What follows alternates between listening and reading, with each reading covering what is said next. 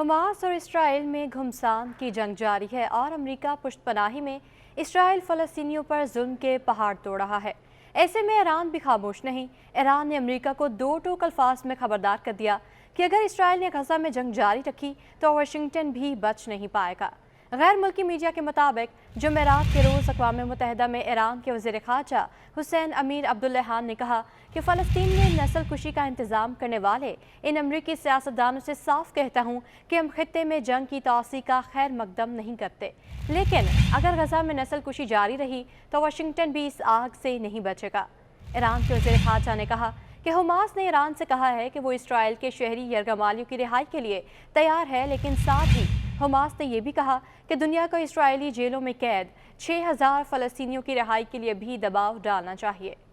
हुसैन अमीर अब्दुल्लाहान ने मजीद कहा, ईरान, कतर और तुर्किया के साथ मिलकर इंसानी हमदर्दी की इस अहम कोशिश में अपना किरदार अदा करने के लिए तैयार हैं और फितरी तौर पर 6000 फ़लस्तीनी कैदियों की रिहाई आलमी बरादरी की एक ज़रूरत और जिम्मेदारी भी है।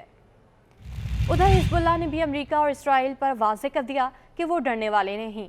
हिजबुल्लाह ने अमेरिका को पैगाम देते हुए कहा कि दुनिया के तमाम लड़ाका बहरी बेड़े भी आ जाएं तो हिजबुल्लाह को हमास की हिमायत से दस्तबरदार नहीं करा सकते।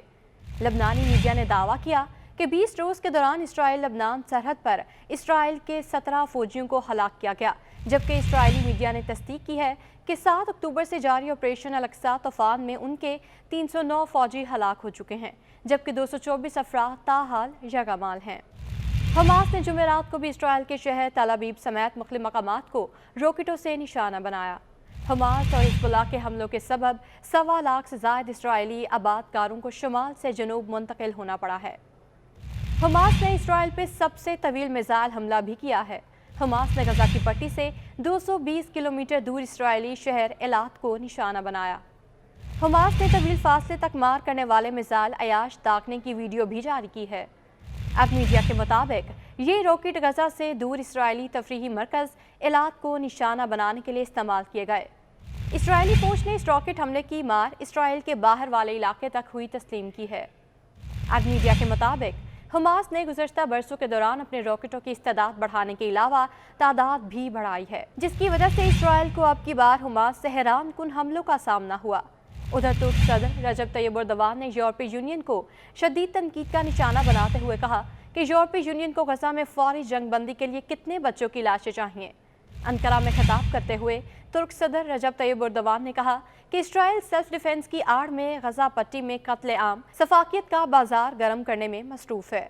इंसानी हकूक़ के अलमबरदार गजा पट्टी में जारी बर्बरियत और कत्ले आम को नज़रअंदाज कर रहे हैं। तैयब एर्दोगान ने सलामती काउंसिल को भी तनकीद का निशाना बनाया और कहा कि सलामती काउंसिल को मदाखलत के लिए कितनी मजीद बमबारी दरकार है। वाज़ेह रहे कि गजा पर इसराइली जारियत के 20वें रोज़ शहीद फ़लस्तीनियों की तादाद 7000 से तजावुज़ कर गई है। फ़लस्तीनी वज़ारत सेहत की जानिब से जारी बयान के मुताबिक गुज़श्ता 24 घंटों के दौरान इसराइली बमबारी से 481 फ़लस्तीनी शहीद हुए हैं।